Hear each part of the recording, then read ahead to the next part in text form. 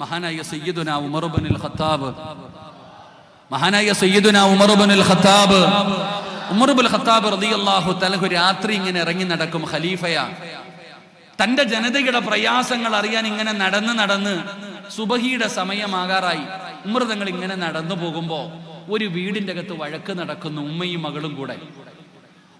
മകളും കൂടെ വീടിന്റെ അകത്ത് വല്ലാത്ത വഴക്ക്. ഇപ്പൊ ഉമർ തങ്ങൾ ചിന്തിച്ചു, എന്തേ അല്ല ഇപ്പൊ വഴക്ക്? ഒളിഞ്ഞു കേട്ടതൊന്നുമല്ല. ഉമർ തങ്ങൾ അവിടെ നിന്നു, എന്താ പ്രശ്നം എന്നറിയാൻ. അപ്പൊ ഉമ്മ മകളോട് പറയുന്നുണ്ട്, പാലിന്റെ അകത്ത് വെള്ളം ഒഴിക്കടി. അപ്പൊ മകൾ ഉമ്മാനോട് പറഞ്ഞു, ഇത് പാവവാ, പാലിൽ വെള്ളം ഒഴിച്ച് പറ്റിക്കുന്നത് വഞ്ചനയാ, ചതിയാ, ഞാൻ ചെയ്യൂല ഉമ്മ പറഞ്ഞു, മര്യാദയ്ക്ക് വെള്ളം ഒഴിക്ക്, നീ വലിയ മലക്കൊന്നും ആവണ്ട, ഒഴിക്കടി. അപ്പൊ ഈ പെൺകുട്ടി ഉമ്മാനോട് പറയുന്നുണ്ട്, ഉമ്മച്ചി, രാജ്യം ഭരിക്കുന്നത് ഉമർ തങ്ങളാണ് രാജ്യം ഭരിക്കുന്നത്. ആ ചങ്ങാതി എങ്ങാനും പാലിന് വെള്ളം ഒഴിച്ചെന്ന് പറഞ്ഞാൽ നമ്മളെ രണ്ടെണ്ണത്തിനും വെറുതെ വിടൂല. അപ്പൊ ഉമ്മ പറയാ, ഉമർ ഇപ്പൊ നീ പാലി വെള്ളം ഒഴിക്കടന്ന് കണ്ടോണ്ട് നടക്ക, വീട്ടിൽ കിടന്ന് ഉറങ്ങല്ലേ, ഉമർ വീട്ടിൽ കിടന്ന് ഉറങ്ങല്ലേ, നീ പാലിൽ വെള്ളം ഒഴിക്കുന്ന ഉമർ എങ്ങനെ അറിയാനാ, നീ ഒഴിക്കടി അങ്ങോട്ട്. അപ്പൊ ഈ മകള് പറഞ്ഞു, ഉമർ ഉറങ്ങുമായിരിക്കും, ഖലീഫ ഉമർ കിടന്നുറങ്ങുമായിരിക്കും, അല്ല ഉറങ്ങണില്ല ഉമ്മ, പടച്ച റബ്ബ് ഉറങ്ങണില്ല, അല്ല കണ്ടോണ്ടിരിക്കുക, നിങ്ങൾ എത്ര പറഞ്ഞാലും ഞാൻ വെള്ളം ഒഴിക്കൂല. ഉമർ തങ്ങൾക്കിടെ കണ്ണ് നിറഞ്ഞു പോയിടും. ഉമർ തങ്ങൾ ആ വീടൊന്ന് നോക്കി വെച്ചു, ഒരടയാളം വെച്ചു. എന്നിട്ട് സുബഹി കഴിഞ്ഞു, ഒരാളെ വിളിച്ചിട്ട് പറഞ്ഞു, ആ കുട്ടി ആരാണെന്നൊന്ന് പോയി നോക്കാൻ, ആ പെൺകുട്ടി ആരാണെന്നൊന്ന് പോയി നോക്ക്. അങ്ങനെ ഒരാള് വന്നിട്ട് ആ വീട്ടിൽ വന്ന് അന്വേഷിക്കുമ്പോ ആ കുട്ടി ഒരു യതീമായ മോളാ. ആ പെൺകുട്ടി ഒരു യതീമ, ഒരു ചെറിയ പെൺകുട്ടിയെ യതീമ. ഉമ്മയാണെങ്കിൽ അവരും അള്ളാനെ പേടിയുള്ളവരാ, ആ ഉമ്മയും അള്ളാഹുവിനെ ഭയന്ന് ജീവിക്കുന്നവരാ. ആ ഉമ്മ പാലിൽ വെള്ളം ഒഴിക്കാൻ പറയാനുള്ള കാരണം, അവരുടെ വീട്ടിൽ ഒരു ഒട്ടകമുണ്ട്. ആ ഒട്ടകത്തിന്റെ പാല് കറന്നുകൊടുത്ത് കിട്ടുന്ന പൈസ കൊണ്ട് അവര് പട്ടിണിയില്ലാതെ കഴിയണേ. കുറെ ദിവസമായിട്ട് ഒട്ടകത്തിന് പാലില്ലാത്തത് കാരണം ആ വീട് പട്ടിണിയില്ല. ഒരാഴ്ചയായി അവര് ഭക്ഷണം കഴിച്ചിട്ട്. അപ്പോഴാണ് ഒരല്പം പാല് കിട്ടിയത്. അപ്പൊ ഉമ്മ മകളോട് പറഞ്ഞു, ഇത്തിരി വെള്ളം ഒഴിച്ചു കൊടുക്ക്, വല്ലതും തിന്നാൻ കിട്ടൂലേ, പട്ടിണിയാ, ഒരാഴ്ചയായിട്ട് നമ്മൾ പട്ടിണിയാ, ഇത്തിരി വെള്ളം ഒഴിച്ചു കൊടുത്താൽ വല്ലതും കിട്ടിയ തിന്നാമല്ലോ. അപ്പോഴാണ് ആ മകള് പറയുന്നത്, അല്ലാഹ് ഉണ്ട്, ഞാൻ ചെയ്യൂല. ഉമർ തങ്ങൾ ഈ ചരിത്രം കേട്ടപ്പോ ഉമർ തങ്ങൾ നേരെ വീട്ടിൽ പോയി. രാജ്യത്തിന്റെ പ്രസിഡന്റാ, തന്റെ വീട്ടിലേക്ക് പോയി. 2 ആമക്കളെ ഇങ്ങ് വിളിച്ചു, വാടാ. 2 ആൺകുട്ടികളെയും വിളിച്ചിട്ട് പറഞ്ഞു, ഒരു പെങ്കൊച്ചുണ്ട്, യതീമ, പൈസ ഒന്നുമില്ല, കൊട്ടാരമൊന്നുമില്ല, വലിയ ഗ്ലാമറൊന്നും ഇല്ലടാ, ഒരു യതീമായ മകളുണ്ട്, പക്ഷെ അവളുടെ ഹൃദയത്തിൽ അല്ലാഹ് ഉണ്ട്, എനിക്ക് കെട്ടണമെന്ന് ആഗ്രഹമുണ്ട്. മൃതങ്ങൾ പറയാ, എനിക്ക് തന്നെ കെട്ടണമെന്ന് ആഗ്രഹമുണ്ട്, പക്ഷെ ഞാൻ പ്രായം ചെന്നത് കൊണ്ട് എനിക്ക് പറ്റൂല. മക്കളെ, നിങ്ങൾ ആരെങ്കിലും കിട്ടുവോ? 1000 പെണ്ണ് കിട്ടും. ഉമർ ഇബ്നുൽ ഖത്താബ് റളിയല്ലാഹു തആല അൻഹുവിന്റെ മക്കൾക്ക് പെൺകുട്ടികളെ കൊടുക്കാൻ ആ വീടിന്റെ മുമ്പിൽ 1000കണക്കിന് പേര് വന്ന് കാത്തു നിൽക്കുമടോ. ആ ഖലീഫ ഉമറാണ് തന്റെ ആ മക്കളോട് പറയുകയാണ്, യതീമാണ്, കൊട്ടാരമില്ല, സമ്പാദ്യമില്ല, ഒരു പാവപ്പെട്ട പെൺകുട്ടിയുണ്ട്, പക്ഷേ അവരുടെ ഹൃദയത്തിന്റെ അകത്ത് അല്ലാഹുണ്ട്. ആരാ കല്യാണം കഴിക്കുന്നത്? നിങ്ങളിൽ ആരാ കല്യാണം കഴിക്കുന്നത്?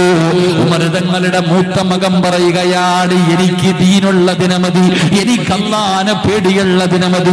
പണമല്ല, കൊട്ടാരമല്ല, സൗന്ദര്യമല്ല, അധികാരമല്ല, എനിക്ക് വേണ്ടത് പടച്ച റബ്ബിനെ ഭയന്ന് ജീവിക്കുന്ന ഒരു പെണ്ണിനെയാണ്. ആ യതീമായ മകളെ ഉമർ തങ്ങളുടെ മകന് വിവാഹം കഴിക്കുകയാ. പരിഗണിച്ചത് ദീനാണ്, സൗന്ദര്യമല്ല, കൊട്ടാരമല്ല, പടച്ചവനെ അധികാരമല്ല, അറിയപ്പെടുന്ന കുടുംബമല്ല, യതീമായ ഒരു പൊന്നുമോള് ഉമർ ഇബ്നുൽ ഖത്താബ് റളിയല്ലാഹു തആല അൻഹുവിന്റെ പൊന്നാര മകനവിടന്ന് വിവാഹം കഴിക്കുകയാ. പഠിക്കുതങ്ങള്, പഠിക്കടാ ചെറുപ്പക്കാരാ. മഹാനായ ഉമർ ഇബ്നു അബ്ദുൽ അസീസ് അസീസ് ഉമർ ഇബ്നു അബ്ദുൽ അസീസ് എന്ന് പറയപ്പെടുന്ന ഒരു മഹാനുണ്ടായിരുന്നു. ഉമർ ഇബ്നു അബ്ദുൽ അസീസ് തങ്ങളുടെ ചരിത്രം വായിച്ച കരയും ചെറുപ്പക്കാരാ, ഏതൊരു മനുഷ്യനും കരഞ്ഞു പോകുമടോ. ആ ഉമർ ഇബ്നു അബ്ദുൽ അസീസ് തങ്ങളുടെ മരണമെടുക്കുകയാണ്. മഹാനവറുകൾക്ക് മനസ്സിലായി തന്റെ മരണമെടുത്തെന്ന്. ഉമർ ഇബ്നു അബ്ദുൽ അസീസ് തങ്ങൾ പോയി കുളിക്കുകയാണ്. സ്വന്തമായിട്ട് അവിടുന്ന് കുളിച്ച് വൃത്തിയായി മരിക്കാനുള്ള തയ്യാറെടുപ്പോടെ അതാ കഫൻ തുണിയും എടുത്തിട്ട് ഉമർ ഇബ്നു അബ്ദുൽ അസീസ് തങ്ങൾ മരിക്കാൻ വേണ്ടി റൂമിന്റെ അകത്ത് കടന്നു വന്നു. മരിക്കാൻ തയ്യാറെടുത്തുകൊണ്ട് റൂമിന്റെ അകത്തേക്ക് കടന്നു വന്നു. എന്നിട്ട് തന്റെ പ്രിയപ്പെട്ട ഭാര്യ വിളിക്കുന്നു, ഫാത്തിമ. തന്റെ ഭാര്യ വിളിക്കുകയാണ്, ഇങ്ങടുത്ത് വാ ഫാത്തിമ, ഇങ്ങടുത്ത് വാ ഫാത്തിമ. ഉമർ ഇബ്നു അബ്ദുൽ അസീസ് പറഞ്ഞു, ഫാത്തിമ പോവുകയാണ്, എന്റെ മരണമെടുത്തിരിക്കുകയാണ്, മരിക്കാൻ പോവുകയാണ്, എനിക്ക് പൊരുത്തം തരണേ. നിനക്ക് ഞാൻ പൊരുത്തം തന്നിരിക്കുകയാണ്. പരസ്പരം യാത്ര പറയുകയാണ്, വസിയ്യത്തുകൾ ചെയ്യുകയാണ്. ഫാത്തിമ നിന്ന് കരയുകയാണ്, കാരണം ഭർത്താവ് മരിക്കാൻ പോവുകയാണ്. എന്താണ് പറയുന്നത്? അങ്ങനെ പരസ്പരം സംസാരിച്ചു കൊണ്ടിരുന്നപ്പോ ഉമർ ഇബ്നു അബ്ദുൽ അസീസ് ചോദിക്കുന്നു, ഫാത്തിമ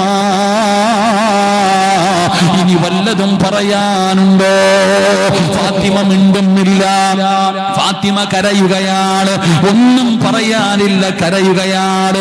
ഉമർ ഇബ്നു അബ്ദുൽ അസീസ് പറഞ്ഞു, എങ്കിൽ ഫാത്തിമ കരച്ചിൽ നിർത്ത്, വെളിയിലിറങ്ങ്, റൂമിന്റെ പുറത്തിറങ്ങ്, എന്നിട്ട് വാതിലടയ്ക്കു ഫാത്തിമ. റൂമിന്റെ പുറത്തിറങ്ങിയിട്ട് വാതിലടയ്ക്ക്. ഫാത്തിമ ചോദിക്കുന്നു, എന്തിനാ എന്നെ പുറത്താക്കുന്നത്? ഞാൻ പുറത്തു പോകൂല, നിങ്ങളുടെ അവസാന സമയം, നിങ്ങളുടെ ചാരത്ത് നിൽക്കാൻ എനിക്ക് കിട്ടുന്ന അവസരമാണ്, എന്തിനാ നിങ്ങൾ എന്നെ പുറത്താക്കുന്നത്? ഫാത്തിമ കരഞ്ഞുകൊണ്ട് ചോദിക്കുമ്പോ ഉമർ ഇബ്നു അബ്ദുൽ അസീസ് പറയുകയാണ്, ഇഷ്ടമില്ലാഞ്ഞിട്ടല്ല ഫാത്തിമ, വെറുപ്പുള്ളത് കൊണ്ടല്ല ഫാത്തിമ, ഇന്നി അറാ ഖലഖൂ ലൈസൂ ബിഉനാസ് വലാ ജാ. ഫാത്തിമ, മനുഷ്യനും ജിന്നുകളുമല്ലാത്ത ഒരു വിഭാഗം വരുന്നു ഫാത്തിമ, എന്റെ അതിഥികൾ വരുന്നു ഫാത്തിമ, നീ ഇവിടെ നിൽക്കല്ലേ, നീ ഇവിടെ നിൽക്കല്ലേ, എന്റെ അതിഥികൾക്ക് അതിഷ്ടമല്ല ഫാത്തിമ, അതുകൊണ്ട് നീ വെളിയിലിറങ്ങ്, ഒന്ന് വെളിയിലിറങ്ങ്. ഫാത്തിമ എന്ന് പറയുന്ന ഭാര്യ അവസാനം വാതിലടച്ച് പുറത്തിറങ്ങി വാതിലടയ്ക്കുകയാണ്. ഉമർ ഇബ്നു അബ്ദുൽ അസീസ് റൂമിന്റെ അകത്താണ്, ഫാത്തിമ റൂമിന്റെ പുറത്താണ്, കരയുകയാ. ഭർത്താവ് മരിക്കാൻ പോവുകയാണ്. അവിടെ നിന്ന് ചിന്തിക്കുന്നു, അല്ലാ ആരാ റബ്ബേ, എന്റെ ഭർത്താവിനെ കാണാൻ വരുന്നതാരാണ് റബ്ബേ? ഫാത്തിമയ്ക്ക് ക്ഷമയില്ലടോ, തന്റെ ഭർത്താവിനെ കാണാൻ ആരോ വരുന്നെന്ന് പറഞ്ഞല്ലോ. ഫാത്തിമ ഓടി വരികയാണ്. അടച്ചിട്ടിരുന്ന വാതിലിന്റെ പഴുതിലൂടെ ഫാത്തിമ ഒളിഞ്ഞു നോക്കുകയാ, ഫാത്തിമ ഒളിഞ്ഞു നോക്കുകയാ. കേൾക്കുന്നതെന്തെന്നറിയോ? അസ്സലാമു അലൈക യാ അസ്റായീൽ. തന്റെ റൂഹ് പിടിക്കാൻ വരുന്ന അസ്റായിലിനോട് സലാം പറയുകയാണ്. മർഹബാ മർഹബാ വാസ്റായിലേ, വാസ്റായിലേ.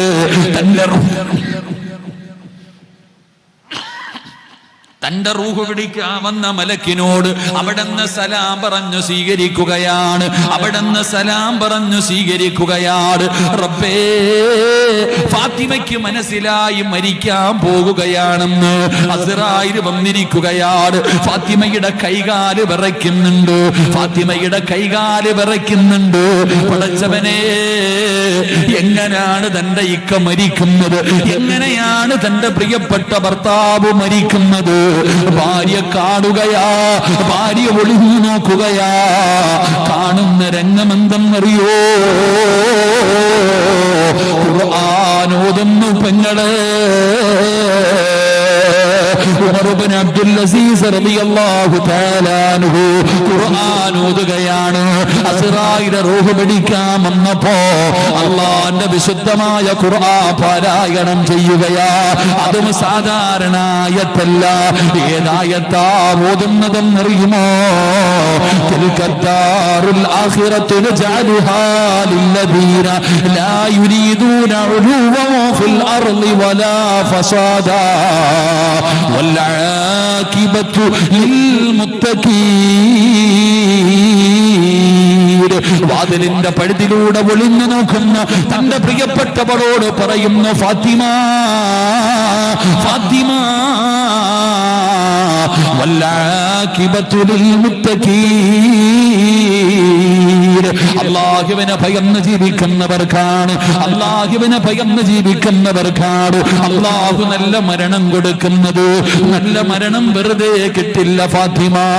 തിൽക്കദ്ദാറുൽ ആഖിറത്തു നജഅലുഹാ ലില്ലദീന ലാ യുരീദൂന ഉലുവൻ ഫിൽ അർളി വലാ ഫസാദാ വൽ ആഖിബത്തു ലിൽ മുത്തഖീൻ. ഖുർആൻ ആയത്തോതുകയാണ്, മുഖത്തേക്ക് തുണിയെടുത്തിടുകയാ. ലാ ഇലാഹ ഇല്ലല്ലാഹ് ഷഹാദത്ത് കലിമ പറയുകയാണ്. പിന്നെ അനക്കമില്ല, ആ റൂമിന്റെ അകത്ത് അനക്കമില്ല. ഫാത്തിമ ഓടുകയാണ്. വാതിൽ തുറന്നിട്ട് ഓടിച്ചെല്ലുമ്പോ സുബ്ഹാനല്ലാഹ്, ഭർത്താവിന്റെ മുഖത്തിട്ടിരുന്ന തുണിയെന്ന് മാറ്റുമ്പോ എന്തൊരു പ്രകാശമെന്നറിയോ, എന്തൊരു പുഞ്ചിരി എന്നറിയോ, എന്തൊരു മരണമാ അല്ലാ, എന്തൊരു മരണമാ അല്ലാ. പടച്ചവനെ നാട് മുഴുവനും അറിയുകയാണ്, ജനങ്ങൾ മുഴുവനും കടന്നു വരികയാണ്. കണ്ടവർ പറയുന്നു, എന്ത് മരണമാണ് പടച്ചവര്, എന്തൊരു പ്രകാശമാണ് പടച്ചവര്, എന്തൊരു സുഗന്ധമാണ് റബ്ബേ. മയ്യത്ത് കാണാൻ വന്നവർ മുഴുവനും പറയുകയാണ്, ഉമർ ഇബ്നു അബ്ദുൽ അസീസ് തങ്ങളുടെ മയ്യത്ത് കുളിപ്പിച്ചു, അവിടെ നിന്ന് കഫൻ പൊതിഞ്ഞു, പള്ളിയിലേക്ക് കൊണ്ടുപോയി. മയ്യത്ത് നമസ്കാരം കഴിഞ്ഞു, ജനാസ കൊണ്ടുപോയി ഖബറിലേക്ക് എടുത്തു വെച്ചു. എല്ലാവരും മണ്ണിട്ട് മൂടുകയാണ്. ഖബറടക്കി കഴിഞ്ഞപ്പോ ഒരാളും പോകുന്നില്ലടോ, ഒരാളും പോകുന്നില്ല. എല്ലാവരും പള്ളിയുടെ മുമ്പിൽ നിൽക്കുകയാണ്. എന്തേ പോകാത്തത്? എന്തൊരു മരണമാ അല്ലാ, ഇതെന്തൊരു മരണമാ അല്ലാ. എല്ലാവരും ചർച്ച ചെയ്യുകയാണ്. അവസാനം അവരൊരു തീരുമാനമെടുത്തു, ഇങ്ങനെ ഒരു മരണം കിട്ടാനുള്ള കാരണമറിയണമല്ലോ. രണ്ടാമതും പോവുകയാണ്. ആ ജനാസ എടുത്തുകൊണ്ടുവന്ന വീട്ടിലേക്ക് ആ നാട്ടുകാർ മുഴുവനും കടന്നു ചെല്ലുകയാണ്. എന്നിട്ട് വിളിക്കുന്നു, ഫാത്തിമ. സങ്കടത്തിലാണെന്നറിയാ, വല്ലാത്ത വേദനയിലാണെന്നറിയാ, ഭർത്താവ് മരിച്ചതിന്റെ പ്രയാസത്തിലാണെന്നറിയാ, ഇരിക്കുകയാണെന്നറിയാ. സങ്കടപ്പെടുത്താൻ വന്നതല്ല ഫാത്തിമ, വേദനിപ്പിക്കാൻ വന്നതല്ല. നിന്റെ ഭർത്താവിന്റെ ജനാസ ഖബറിലിറക്കി വെച്ചിട്ട് ഈ നാട്ടുകാർ മുഴുവനും ഒരേ ഒരു കാര്യം ചോദിക്കാൻ വന്നതാണ് ഫാത്തിമ. ഞങ്ങൾക്കറിയേണ്ടതെന്തെന്നറിയോ, നിന്റെ ഭർത്താവ് മരിച്ചത് ഖുർആൻ ഓതിയിട്ടാ, നിന്റെ ഭർത്താവ് മരിച്ചത് അസ്റായിലിനോട് സലാം പറഞ്ഞിട്ടാ, നിന്റെ ഭർത്താവ് മരിച്ചത് ഷഹാദത്ത് കലിമ ഉറക്കെ പറഞ്ഞിട്ടാ. എന്തൊരു സുഗന്ധമായിരുന്നു ഫാത്തിമ. മയ്യത്ത് കുളിപ്പിച്ചവരും മയ്യത്ത് പൊതിഞ്ഞവരും മയ്യത്ത് ചുമന്നവരും മയ്യത്ത് ഖബറടക്കിയവരും എല്ലാവരും പറയുന്നു, വല്ലാത്ത സുഗന്ധമാണെന്ന്. എങ്ങനെയാ ഫാത്തിമ? ഞങ്ങളും മരിക്കേണ്ടവരാ ഫാത്തിമ, ഞങ്ങൾക്കും ഒരു നല്ല മരണം വേണം ഫാത്തിമ. നിന്റെ ഭർത്താവിനല്ലാഹു ഇതുപോലെ ഒരു നല്ല മരണം കൊടുക്കാൻ ആ മനുഷ്യൻ ചെയ്ത പുണ്യം എന്താണ് ഫാത്തിമ? ഒരു നാട് മുഴുവനും വീടിന്റെ മുറ്റത്ത് വന്ന് ചോദിച്ചപ്പോ ഉമർ ഇബ്നു അബ്ദുൽ അസീസ് തങ്ങളുടെ ഭാര്യ ഫാത്തിമയുടെ മറുപടി എന്തെന്നറിയോ? മകാന ഉമർ ഇബ്നു അബ്ദുൽ അസീസ് അക്സറിൽ നാസി സ്വലാത്തൻ വലാ സിയാമാ. എന്റെ ഭർത്താവായ ഉമർ ഇബ്നു അബ്ദുൽ അസീസ് ജനങ്ങളിൽ ഏറ്റവും കൂടുതൽ നിസ്കരിക്കുന്ന മനുഷ്യനായിരുന്നു, ഏറ്റവും കൂടുതൽ നോമ്പ് പിടിക്കുന്ന മനുഷ്യനായിരുന്നു, ഏറ്റവും കൂടുതൽ നന്മ ചെയ്യുന്ന മനുഷ്യനായിരുന്നു. എന്നൊന്നും ഞാൻ പറയൂല, എന്നൊന്നും ഞാൻ പറയൂല. എന്റെ ഭർത്താവിന് അല്ലാഹു നല്ല ഒരു മരണം കൊടുക്കാ ഒരേ ഒരു കാരണമേ ഉള്ളൂ, ഒരേ ഒരു കാരണമേ ഉള്ളൂ. ആ കാരണം എന്തെന്നറിയുമോ? ലാകിൻ വല്ലാഹി മാ റഅയ്തു അഹദൻ അഖ്വഫ ലില്ലാഹ്. സ്വന്തം ഭർത്താവിന്റെ ജനാസ ഖബറിൽ ഇറക്കി വെച്ചിട്ട് ഒരു നാട് മുഴുവനും വീടിന്റെ മുറ്റത്ത് വന്നിട്ട് നിന്റെ ഭർത്താവിന് അല്ലാഹു ഇങ്ങനെ ഒരു മരണം കൊടുക്കാറ് എന്താണ് കാരണമെന്ന് ചോദിച്ചപ്പോ ആ പ്രിയപ്പെട്ടവള് പറഞ്ഞ മറുപടി എന്തെന്നറിയോ? പള്ളി കെട്ടിക്കൊടുത്തതിനല്ല, നിസ്കരിച്ചതിനല്ല, നോമ്പ് പിടിച്ചതിനല്ല. പടച്ചവനെ, പിന്നെ എന്റെ ഭർത്താവിന് അല്ലാഹു ഇതുപോലെ ഒരു മരണം കൊടുക്കാറ് ഒരേ ഒരു കാരണമേ ഉള്ളൂ. ഈ ലോകം പടച്ച അല്ലാഹുവിനെ കൊണ്ട് തന്നെയാണ് സത്യം. മാ റഅയ്തു അഹദൻ അഖ്വഫ ലില്ലാഹ്. അല്ലാഹുവിനെ കൊണ്ട് തന്നെയാണ് സത്യം. എന്റെ ഭർത്താവിനെ പോലെ അല്ലാഹുവിനെ പേടിച്ച് ജീവിച്ച വേറെ ഒരാള് എന്റെ ജീവിതത്തിൽ ഞാൻ കണ്ടിട്ടില്ല. അല്ലാഹുവിനെ തന്നെയാണ് സത്യം. എന്റെ ഭർത്താവിന് അല്ലാഹുവിനെ വല്ലാത്ത പേടിയാ. അല്ലാഹെന്ന് പറഞ്ഞാല് എന്റെ ഭർത്താവ് കരയുമായിരുന്നു. മഹ്ദി പറയുകയാണ്, റുബമായദുകുറുല്ലാഹ ഫിൽ ലൈൽ യദുകുറുല്ലാഹ സുമ്മ യബ്കി ഹത്താ യുസ്ബിഹ. ഉമർ ഇബ്നു അബ്ദുൽ അസീസ് തങ്ങളുടെ ഭാര്യ പറയുകയാണ്, ഒരു ദിവസം ഞങ്ങൾ പരസ്പരം സംസാരിച്ചു കൊണ്ടിരുന്നപ്പോ ഞാൻ അല്ലാഹ് എന്നൊന്ന് പറഞ്ഞു, ഞാൻ അല്ലാഹ് എന്നൊന്ന് പറഞ്ഞു. എന്റെ ഭർത്താവ് കരയാൻ തുടങ്ങി. വെളുപ്പാങ്കാലം വരെ ഖബർ പറഞ്ഞപ്പെടല്ല, മരണം പറഞ്ഞപ്പെടല്ല, നരകം പറഞ്ഞപ്പെടല്ല, മസ്സറ പറഞ്ഞപ്പെടല്ല, സിറാത്ത് പറഞ്ഞപ്പെടല്ല. അല്ലാഹ് എന്നൊന്ന് പറഞ്ഞപ്പോ ഇന്നമൽ മുഅ്മിനൂന الذين إذا ذكر الله وجلت قلوبهم إذا تليت عليهم آياته زادتهم إيمانا وعلى ربهم يتوكلون.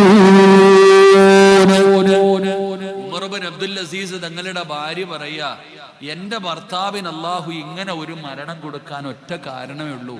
പള്ളി കെട്ടിക്കൊടുത്തതോ നിസ്കരിച്ചതോ ഖുർആൻ ഓതിയതൊന്നും അല്ല. അള്ളാഹുവിനെ കൊണ്ട് തന്നെയാണ് സത്യം. എന്റെ ഭർത്താവിന് അല്ലാന്ന് പറഞ്ഞ പേടിയാ, എന്റെ ഭർത്താവിന് അല്ലാന്ന് പറഞ്ഞ പേടിയാ. ഞാൻ അയാളോട് സംസാരിക്കുമ്പോ അള്ളാഹുടെ പേര് പോലും പറയത്തില്ല, കാരണം കരയും. അല്ലാന്ന് പറഞ്ഞ എന്റെ ഭർത്താവ് കരയും. വെളുപ്പാങ്കാലം വരെ ഇരുന്ന് കരഞ്ഞ അനുഭവങ്ങളുണ്ട്. എന്റെ പ്രിയപ്പെട്ട സഹോദരിമാരെ, എന്തിനാ ഞാനിത് പറഞ്ഞെന്നറിയോ? ഈ ഉമർ ഇബ്നു അബ്ദുൽ അസീസ് ആരുടെ മോനാന്നറിയോ നിനക്ക്? ഈ ഉമർ ഇബ്നു അബ്ദുൽ അസീസ് ആരുടെ കുടുംബത്തിൽ ജനിച്ചാണെന്നറിയോ?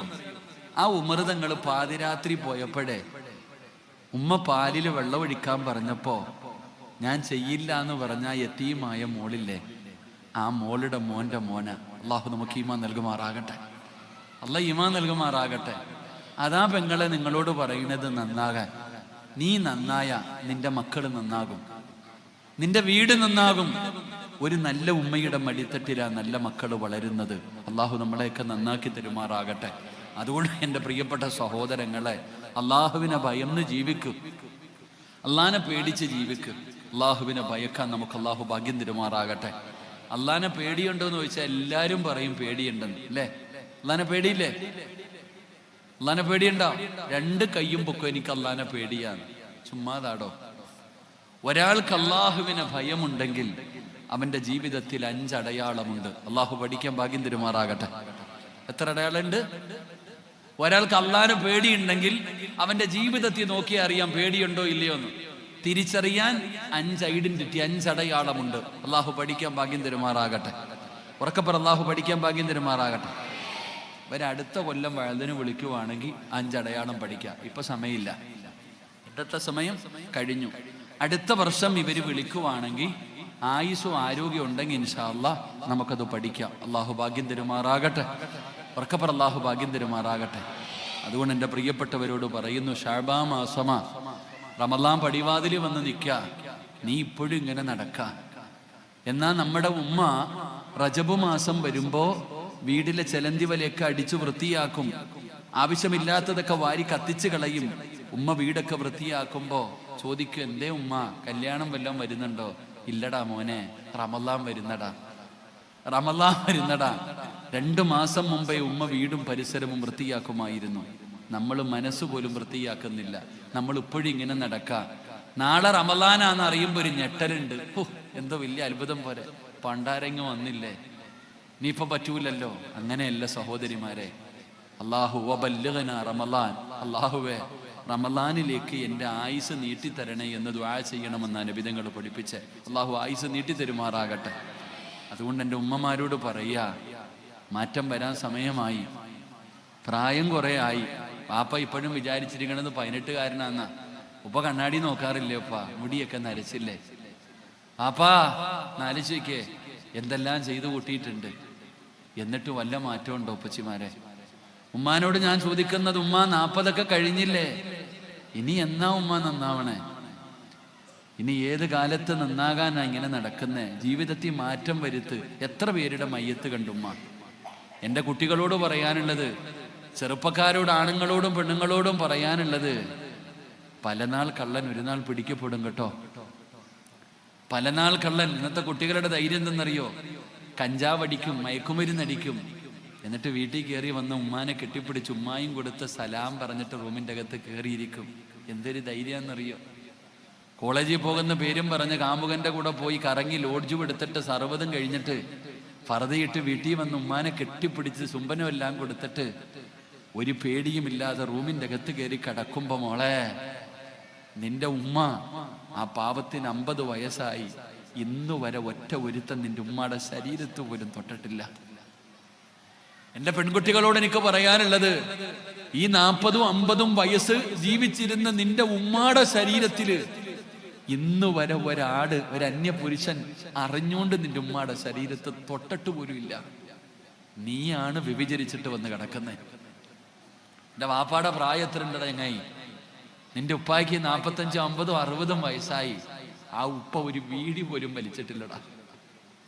നിന്റെ ഉപ്പ ഒരു മുറുക്കാൻ പോലും മുറുക്കിയിട്ടില്ല. അത്രയ്ക്ക് നല്ല മനുഷ്യനാ. ആ ഉപ്പാടെ മോനായ നീയാ വലിച്ചിട്ട് നടക്കണേ. അള്ളാഹു നമ്മുടെ മക്കളെയൊക്കെ കാത്തുരക്ഷിക്കുമാറാകട്ടെ. പക്ഷെ മോനെ, ഒരു ദിവസം വീഴൂടാ. വല്ലാഹി ഒരു ദിവസം വീഴും. എത്ര എവിടെ പോയാലും അള്ളാഹു പറഞ്ഞതാ, വത്തഖൂ യൗമൻ തുർജഊന ഫീഹി ഇലല്ലാഹ്. വീഴും നീ ഒരു ദിവസം.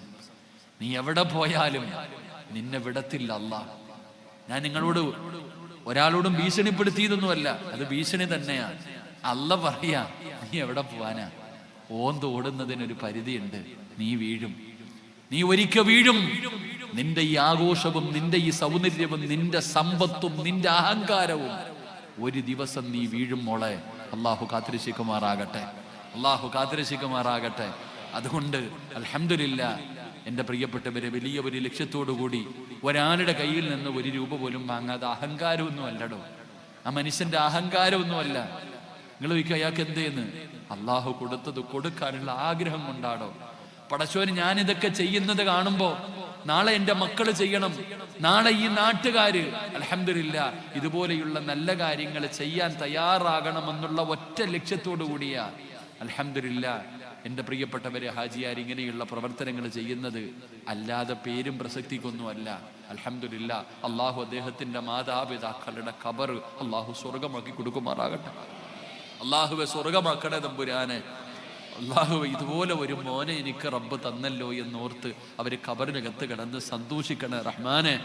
അല്ലാഹു അദ്ദേഹത്തിന്റെ പ്രിയപ്പെട്ട ഭാര്യ പടച്ചോനെ ആ പാപത്തിന് നീ ആഫിയത്തുള്ള ദീർഘായുസ് കൊടുക്കണേ അല്ലാഹുവിന്റെ രോഗങ്ങളും പ്രയാസങ്ങളൊക്കെ നീ മാറ്റി കൊടുക്കണേ പടച്ചോനെ. അല്ലാഹുവേ മക്കളെ നീ അനുഗ്രഹിക്കണേ മക്കളെ നീ അനുഗ്രഹിക്കണേ വാപ്പയുടെ പാത പിൻപറ്റുന്ന മക്കളാക്കണേ പടച്ചോനെ. ദീനിനെ സ്നേഹിക്കുന്ന മക്കളാക്കണേ പടച്ചോനെ. ആ മക്കളുടെ പ്രയാസങ്ങളും ബുദ്ധിമുട്ടുകളും നിനക്കറിയാം അല്ലാഹുവേ. ഖുർആനിന്റെ ബറക്കത്ത് കൊണ്ട് നീ ശിഫ നൽകണേ നീ കൈവിടല്ലേ പടച്ചോനെ. അവരുടെ ഹലാലായ മുറാദുകൾ നീ ഹാസിലാക്കണേ തമ്പുരാനെ. അതുകൊണ്ട് എൻ്റെ പ്രിയപ്പെട്ട സഹോദരങ്ങൾ, അൽഹംദുലില്ലാ, ഞാൻ ദുആ ചെയ്യുകയാ. സമയം നല്ലതുപോലെ താമസിച്ചു. അതുകൊണ്ട് എനിക്ക് നിങ്ങളോട് പറയാനുള്ളത്, എന്നെക്കാളും അറിവുള്ള ഉസ്താദന്മാരെ ഇവിടെ ഇരിക്കണേ. ഈ കുട്ടികളെ പഠിപ്പിക്കുന്ന നല്ല അറിവുള്ള കുട്ടികളെ പഠിപ്പിക്കണമെങ്കിൽ വലിയ അറിവ് വേണം. അപ്പൊ നല്ല അറിവുള്ള ഉസ്താദന്മാർ ഇവിടെ ഇരിക്കുന്നുണ്ട്. നിങ്ങളിൽ അധികം പേര് എന്നെക്കാളും പ്രായമുള്ളവരാ. എനിക്ക് വഴുതു പറയാനൊന്നും അറിയില്ല. ഇതൊന്നും എഴുതി വെച്ചിട്ട് പറയുന്നതല്ലല്ലോ, നോക്കി വായിച്ച് പറയുന്നതല്ലല്ലോ. അല്ല ചെയ്ത ഒരു നിഅമത്ത് അല്ലാഹു നിലനിർത്തി തരുമാറാകട്ടെ. എൻ്റെ ഭാര്യ തന്നെ എന്നോട് എപ്പോഴും ചോദിക്കും, നിങ്ങൾ മൈക്കിന്റെ മുമ്പിൽ കയറുമ്പോൾ വല്ല ജിന്നും കൂടാറുണ്ടോ? ഓൾ എന്നോട് എപ്പോഴും ചോദിക്കാറുണ്ട്. അപ്പൊ അതുകൊണ്ട് നിങ്ങളുടെ ആരുടെയെങ്കിലും മനസ്സിന് വേദന ഉണ്ടാക്കുന്ന എന്തെങ്കിലും, തത്തമരെ എനിക്കിത്തിരി വയസ്സുണ്ടെങ്കിൽ ഇത്തിരി പക്വത കുറവാ, നിങ്ങളുടെ മനസ്സിന് വേദന ഉണ്ടാക്കണ എന്തെങ്കിലും, എടാ വാടാ പോടാന്ന് വിളിക്കുന്നത് നിങ്ങളോടുള്ള വൈരാഗ്യം കൊണ്ടൊന്നുമല്ല, അതങ്ങനെ ആയിപ്പോയത് കൊണ്ടാണ്. എന്തെങ്കിലും മനസ്സ് വേദനിപ്പിച്ചിട്ടുണ്ടെങ്കിൽ എല്ലാവരും പൊരുത്തപ്പെട്ടേക്കണം. അള്ളാഹു പുറത്തേരുമാറാകട്ടെ. പൊരുത്തപ്പെടൂലേ?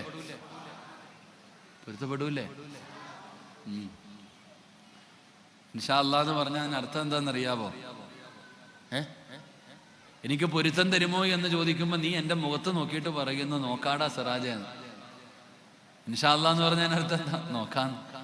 അത് വേണ്ടടോ, എനിക്ക് പൊരുത്തം മതി. എല്ലാവരും പൊരുത്തപ്പെടൂലേ? ഇൻഷാ അല്ലാഹ് വേണ്ട, പൊരുത്തപ്പെടൂലേ? അൽഹംദുലില്ലാഹ്, അല്ലാഹു നമ്മുടെ ആഖിബത്ത് നന്നാക്കി തരുമാറാകട്ടെ.